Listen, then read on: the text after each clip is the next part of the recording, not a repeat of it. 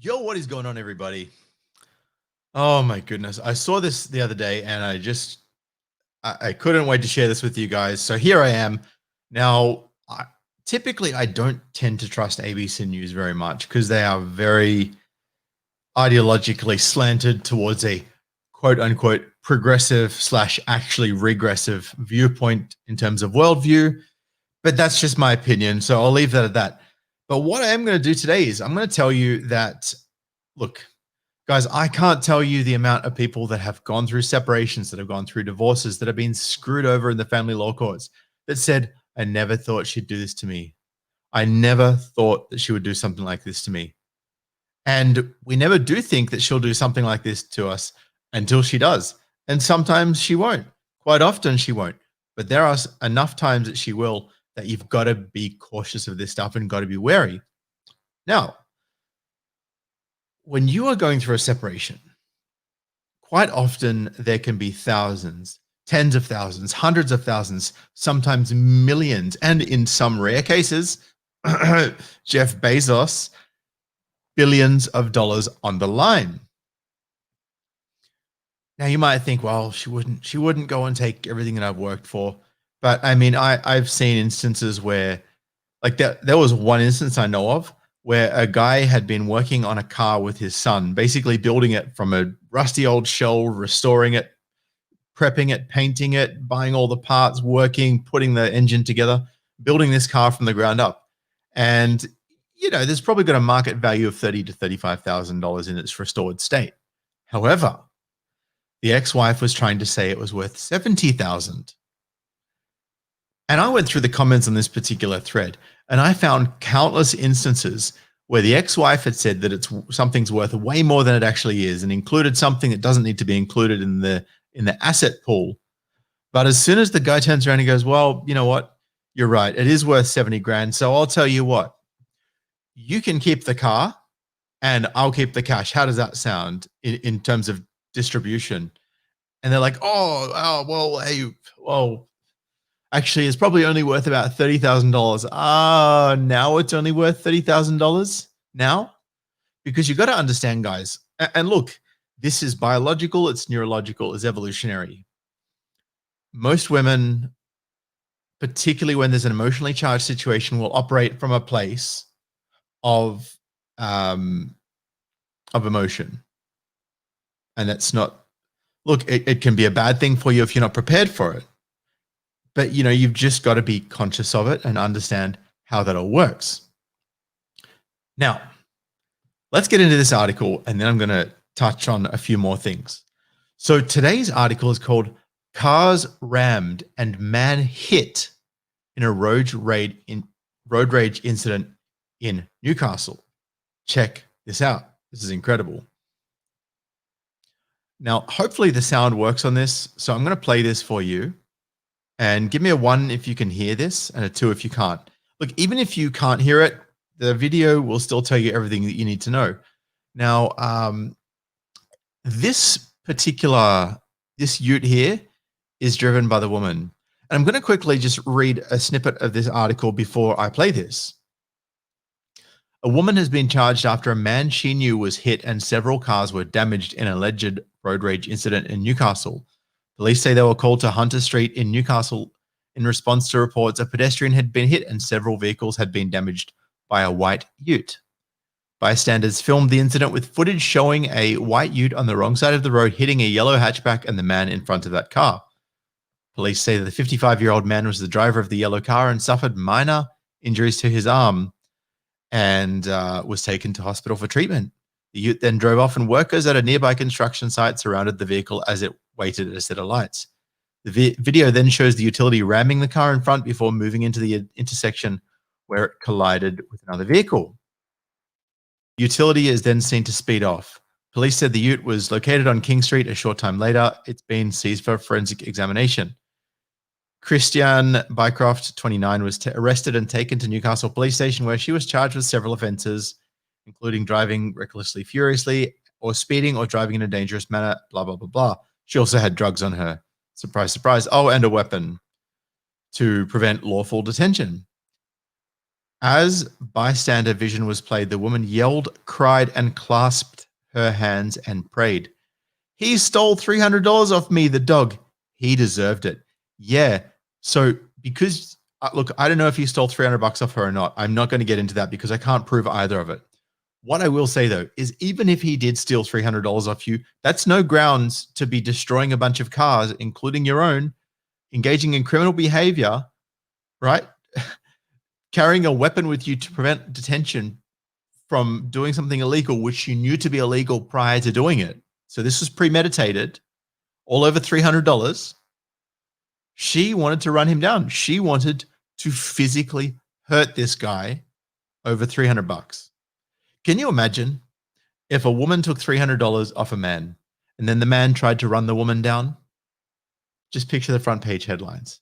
Picture the headlines on every single news station all across the entire globe. Every mainstream media outlet would be screeching at the top of their lungs. But yet nothing about this. Just a little article, little page filler on the ABC. So she then went on to say, look, I was driving straight, Your Honor. I was driving straight home. And of course, the magistrate said he's disturbed for a number of reasons, because it appears to show someone driving a vehicle and ramming a vehicle, particularly someone close by who could be injured. This is the woman here. Oh, single mother. Of course. Of course. I mean, maybe the dad's around somewhere, maybe, but I just feel like that's not the case. Could be wrong. Please, if you know this person and I'm wrong about it, please tell me in the comments. Please correct me if I'm wrong. Please send me some evidence and I'll be happy to do a correction video. But until then, I'm going with single mum. He refused bail and urged her lawyers to get her mental health assessed as a matter of urgency. Do you know why? Because that could be a defense under the law for a pass. You know, a P pass, one of those ones, to get her off doing whatever it is that she did so that she can get a lesser penalty for the same thing as a man would get. Yeah. Apparently, Ms. Bycroft's lawyer asked for her to be dealt with under mental health provisions. Of course, the lawyer asked for her to be dealt with under mental health provisions. Of course. The magistrate fortunately said she didn't fit the official category. Anyway, look, long story short, it was atrocious driving. The magistrate acknowledged it. Let's watch the video, shall we?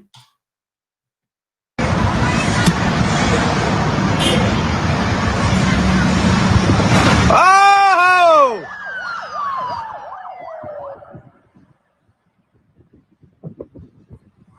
Punching me out, brother. Punching me out. Aussies.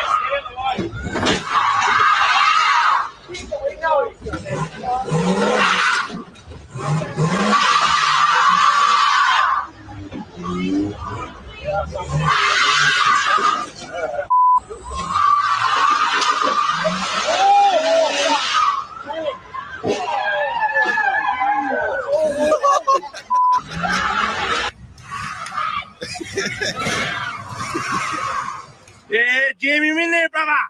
Jam him in there, brother. Smash his window. Australia.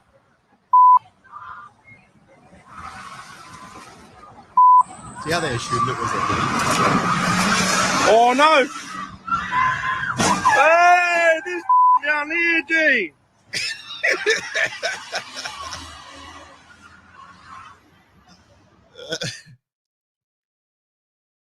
So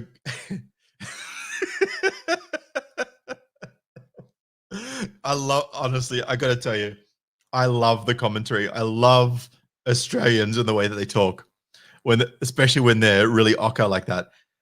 Also, massive thank you to Leon Ruka for the $10 super chat. Says, have a beer on me, Sid. I will. Thank you, brother. And Channel 100 Dumb with $5 NZ. Big ups from across the ditch, Sid, brother. She needs a good Brad Pitt from Once Upon a Time in Hollywood. Indeed. And yeah, this could be the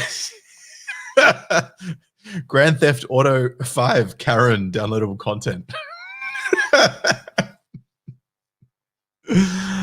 Oh my goodness. And thank you to Grin Reaper and Aussie MGTOW Bear, my channel subscribers.